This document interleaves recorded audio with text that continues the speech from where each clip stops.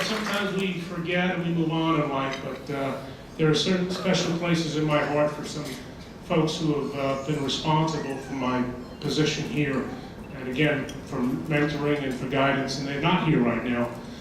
That is Mike Petrides, who was with me from day one, passed on too early in life. Bob Muir, Bob was a good family friend, and my great friend Frank Powers, who just passed away, but I know Diane and Brian.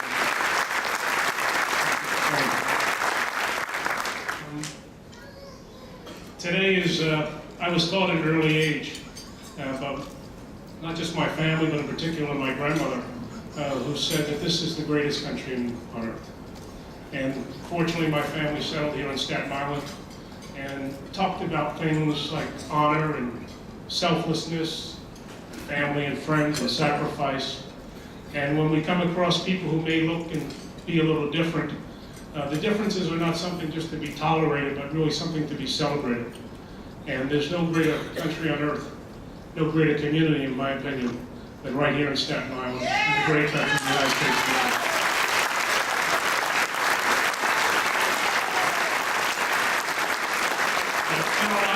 We've had some great achievements, and I take it with honesty and humility.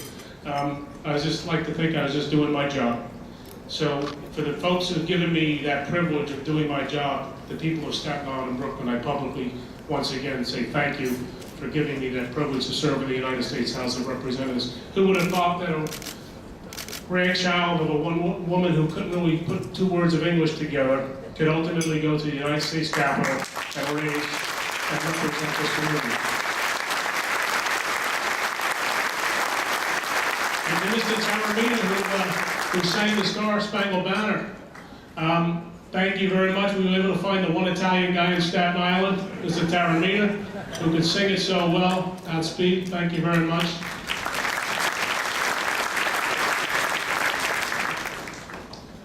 There's been a group of people, and I will tell you, I'm 43 years old, that I would not have had the opportunity to get to know. I know it, had I not been in public office. These men, primarily men, have taught me what really this country is all about duty and honor and sacrifice, about putting your fellow man first, about willing to give your life for another. I've been blessed to know the ones who've returned. But each year and hopefully each day we take a moment to thank the ones who didn't, for the freedom and the liberty and the wonder we call America. I have tremendous admiration for these group of men who have been with me, again, since the day I took the oath of office. They are the members, the men and the women who have served in the United States Armed Services. We call them veterans. I call them friends. Thank you guys for coming.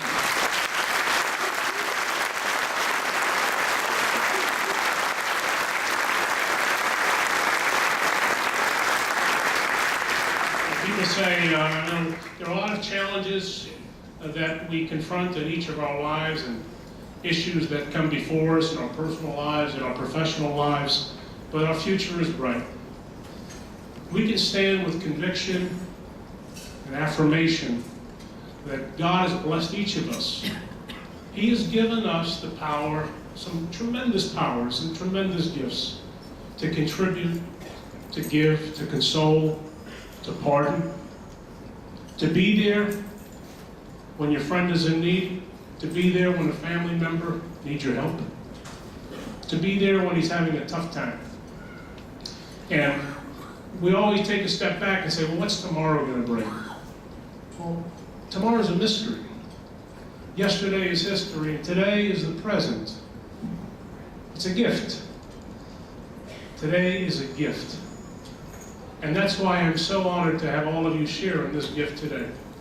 And why we should not be afraid of confronting the future, and why we should proclaim with conviction that the future will be better, and why we shall proclaim that we will make through any crisis or any challenge because of the people who have come before us, who have shown the way. Sure, there are some economic issues out there right now, but we can do it. and we can get through it. My good friend Peter in Congress has never been a stronger voice for protecting this country and ensuring that we don't have another 9/11 to Peter King and the mayor at the local level.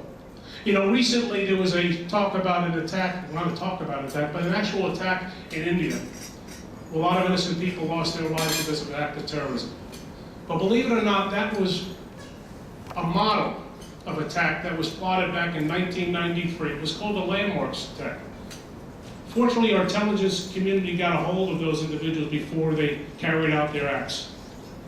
So the world, yes, indeed, may be unsafe. And yes, there are things that we should concern ourselves, but we should not live in fear. And one of the reasons why we shouldn't live in fear, just as much as I mentioned the veterans before us who put on that uniform and went wherever they were told to serve and came back. We have two young men with us today. The mayor mentioned one of them. His name is Adam Shear. He was a West Point class of 2004. He was the 101st Airborne. He is now in Fort Campbell, Kentucky. He just returned from his second deployment from Iraq. Captain Adam Shear, thank you for your service.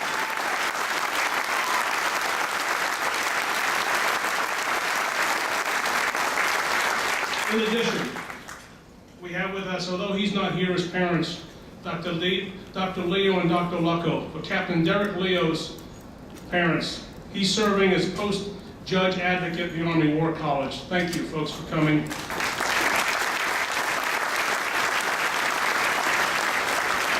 And we also have with us a good family friend, a young man who didn't have to, but he answered his nation's call, and that's Sergeant Anthony Fossey, who's presently serving in the 3rd Battalion, 1st Infantry in Afghanistan.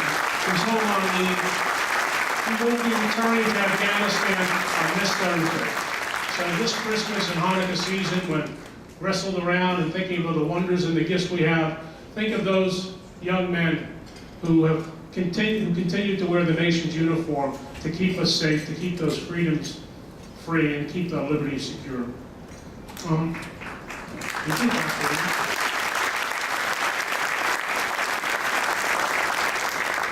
There may be other people that I have failed to thank, and I apologize publicly for that.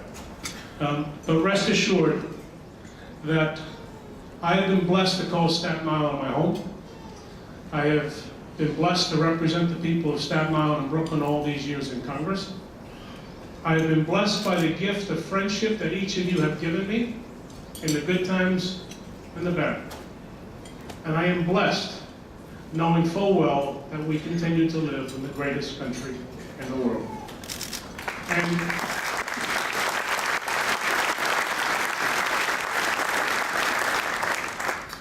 finally, whatever the future holds is in God's hands. I came into office carried by the good Lord above. The good Lord has carried me through the good times and the bad with all of you. And as I mentioned before, I believe in the Almighty. I believe that God is the master weaver. And we have so much to be thankful for, so many gifts that sometimes we take for granted. And if we can just step